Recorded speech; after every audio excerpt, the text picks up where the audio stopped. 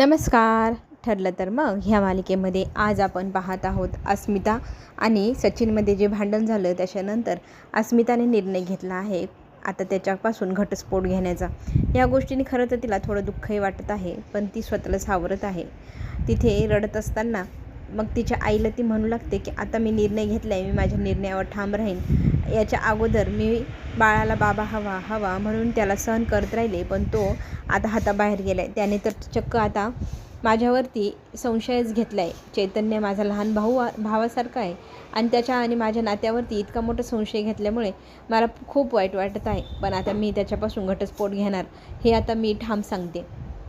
आता इकडे पूर्ण आजीची काळजी घेण्यासाठी सायली इकडे आलेली असते. आता ती तिच्या मांडीवर डोकं ठेवते आणि तन्वी म्हणून आता आजीकडे हट्ट करते की आजी मला तू लहानपणी जशी अंगाई गीत गायची तसं गाऊन झोपवते का. मग आजी अंगाई गीत गाऊ लागते. कळत नकळतपणे सायलीला ती लहानशी तन्वी आठवते, ती आजी आठवते. का कुणास ठाऊक तिला त्या जुन्या गोष्टी आठवतात आणि त्याचा आणि आपला काहीतरी संबंध असावा असं तिला वाटतं. तिला घाम फुटतं, डोकं ठणठणायला होतं, दुखू लागतं. इतकी जोरात ती ओरडून उठते. तर आजी तिला विचारू लागते, काय झालं, तू का घाबरलीस. तर ती म्हणते माहीत नाही आणि घाम पण खूप आला आहे. तर ती म्हणते माझं खूप डोकं दुखते, काय करावं काही कळे ना. तर आजी म्हणते मी तुला सांगते काय करायचं. मग ना आजी तिला सांगते की माझ्या कपाटाच्या खानामध्ये एक अत्तराची बाटली आहे, ती घेऊन ये. मग ती बॉटल कशासाठी म्हणून सायली विचारू लागते. तर आजी सांगू लागते हे औषध आहे, हे सुगंध घेतला की मग डोकं दुखणं बंद होतं. आजीने तो सुगंध आता तन्वीला दिला. तो डार्क सुगंध असल्यामुळे इथे ना लगेचच तिचं डोकं गरगरायला लागतं, मळमळल्या उलट्यासारखं होऊ लागतं. धावत आपल्या खोलीमध्ये ती आली आजी म्हणून निघून जाते आणि तिकडे जाऊन तिला कोरडी उलटीसारखं होऊ लागतं. हा सगळा काय प्रकार आहे, उलटी तर येण्यासारखं वाटतंय पण येत का नाही आहे. मग हा प्रकार शोधून काढायला हवा असा विचार करून मग ती सर्च करण्याचा प्रयत्न करते. तिच्याकडे एक पुस्तक आहे, आईपणाची लक्षणं काय असतात हे त्या पुस्तकात असतं. ती ते वाचते आणि तिच्या लक्षात येतं की ही सगळी लक्षणे आत्ता तरी तिच्या बाबतीत लागू पडत आहे, म्हणजे ती प्रेग्नेंट असू शकते का. पण या गोष्टीची पुष्टी करण्या अगोदर, कोणाला काही सांगण्या अगोदर स्वतः चेक करायला हवं हाच विचार करून ती मग ऑनलाईन ऑर्डर करू लागते सामान. तितक्यात खोलीमध्ये चैतन्य आणि अर्जुन येतो. इकडे अस्मिता किती दुःखी आहे. आता तिने निर्णय घेतला आहे आता घटस्फोट घ्यायचा म्हणजे घ्यायचा. तर ती तिच्या निर्णयावर ठाम आहे असं सगळं बोलणं चालू असतं. आणि बाबा कसे बोलले ते पण इथे अर्जुन सांगू लागतो सायलीला की बाबा म्हणाले की मूल जन्माला घालण्या अगोदर आईबाबांनी खूप विचार करायला हवा, ते आपल्याला घालायचं आहे की नाही याचा विचार करूनच त्याला जन्म दिला पाहिजे, नाही तर त्याचे नंतर खूप हाल होतात. आणि खरंच बाबा जे बोलले ते त्या मतावर मी पण सहमत आहे.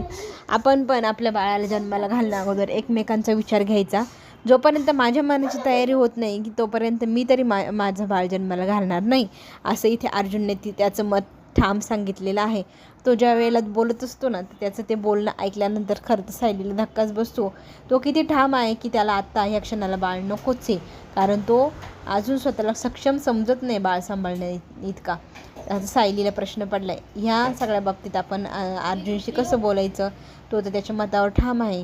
मग ती तिच्या मनातली गोष्ट तिच्या मनातच दडवून ठेवते. आणि इकडे ना आवाज येतो आईंचा की काहीतरी गडबड आहे म्हणून ती खाली जाते. आता खाली गेल्यानंतर पाहते तर काय कल्पना रडत असते. आता तिचं रडणं थांबवण्यासाठी सायलीजवळ जाते आणि समजूत घालू लागते की आई तुम्ही का रडताय. तर ती सांगते की मला अस्मिताची अवस्था पाहवत नाही आहे, तिची काय अवस्था होऊन गेली तिच्यासमोर. मी एकदम स्ट्रॉंग राहण्याचा प्रयत्न करते पण मलाही खचल्यावाने होत आहे. माझ्या मुलीचं आयुष्य इतकं बरबाद झालं आहे, तिच्या आयुष्यात काहीच उरलेलं नाही. ह्या गोष्टीने मला खरं तर वाईट वाटते. तिला तिचं बाळ लहानाचं मोठं करायचं एकटीने, कसं करणार ती सगळं. तर इथे सगळेजण आता कल्पनाला समजवता की आपण सगळेजण आहोत अस्मिताच्या पाठीशी, तिला आपण कधी एकटं पडू देणार नाही, तिला सावरून घेऊ, सांभाळून घेऊ, आई तुम्ही काळजी करू नका असंही ते सायली प्रेमाने कल्पनाला समजवत असते. आता त्याच वेळेला इथे अर्जुन येतो आणि आलोच मी कोर्टात जाऊन केस फाईल करून येतो अशा मूडमध्ये. तर लगेच केस पण फाईल करायचं त्यांनी ठरवलेलं पाहून सायलीला धक्काच बसतो. पण आता ठरल्याप्रमाणे तो केस फाईल करणार. लवकरात लवकर कोर्टामध्ये घटस्फोटाची प्रोसेस सुरू होणार. आता इथे ना सगळेजण आपापल्या खोलीत निघून जातात आणि सायली मात्र तिच्या टेन्शनमध्येच आहे की काय करू, कोणाला सांगू, काय करायचं म्हणून. आता आपल्याला इकडे पाहायला मिळेल की सगळ्यात पहिल्यांदाच आपल्या ह्या सिरियलच्या एपिसोडमध्ये सचिनचे आईबाबा म्हणजे अस्मिताचे सासू सासरे पाहायला मिळणार. खरं तर ते चांगले सज्जन माणसं दिसतात, पण सचिनना त्यांनाही लुबाडायला आलेला दिसतोय. तो नाही ते आता इमोशनली असं ट्रॅप करण्याचा प्रयत्न करतो आईबापाला.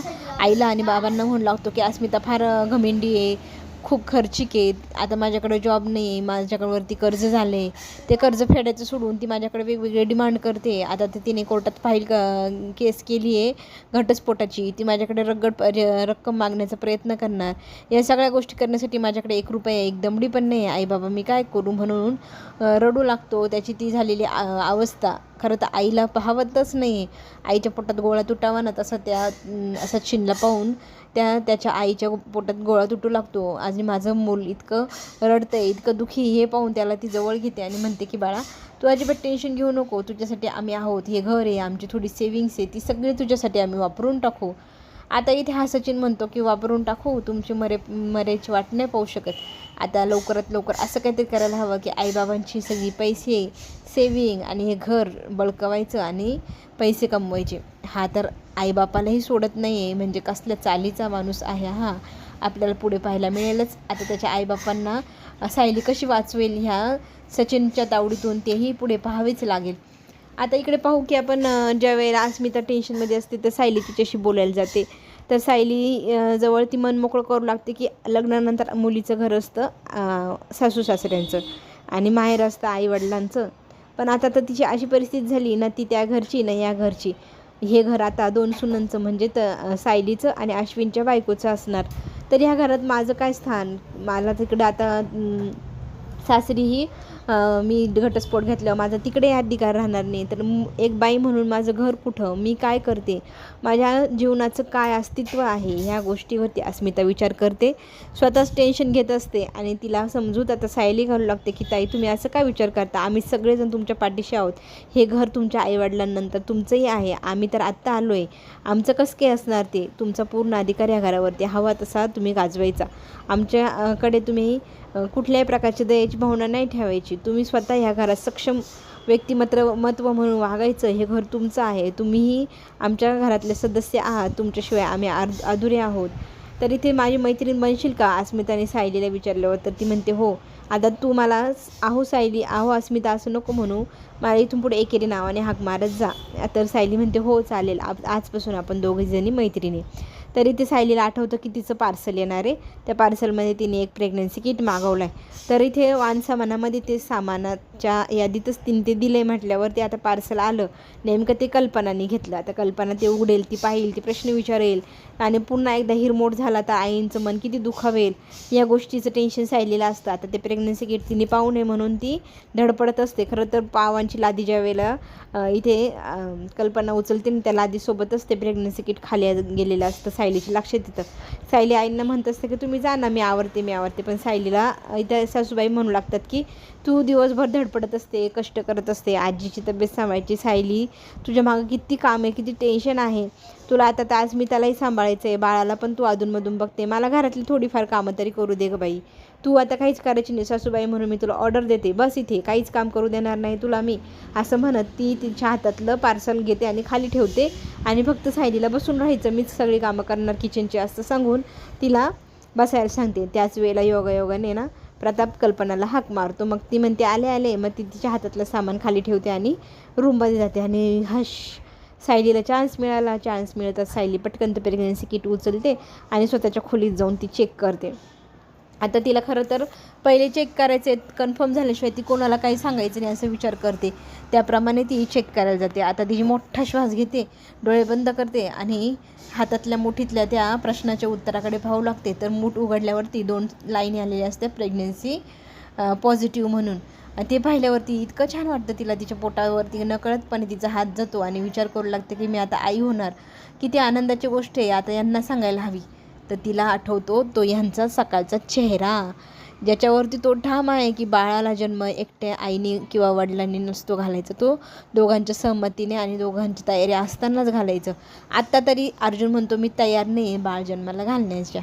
तर आता सायली टेन्शनमध्ये आहे की आता अर्जुनशी या विषयावर कसं बोलायचं, त्यांनी काय उत्तर दिलं आहे तर आपण काय करायचं. आता ती इतकी स्वतःला एकटी समजू लागली आहे. तिच्या डोळ्यात अश्रू येऊ लागतात. तितक्यात पाठीमागून कल्पना येते आणि सायलीला विचारू लागते की काय झालं, तू हल्ली ना तब्येत बरी दिसत नाही तुझी, तू सारखी टेन्शनमध्ये दिसते, कशाच टेन्शन आलं आहे का.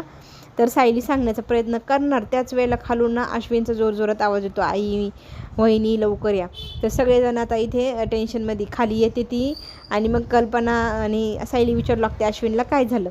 तर अश्विन सांगतो, हे बघा आज ना आजीला चेक करायला येणारे डॉक्टर. आता त्या डॉक्टरशी आता आपली आजी कशी वागेल, कशी बोलेल, ह्या गोष्टीचा अंदाज तर मला नाही आहे. पण थेरपी करण्याच्यासाठी आता डॉक्टर तर येणार. आजीला काय वाटतं की ती पूर्णपणे ठणठणीत बरी आहे. पण आपण जर डॉक्टरांना घेऊन आलो तर आजी आणखी हायपर होण्याची पण शक्यता आहे.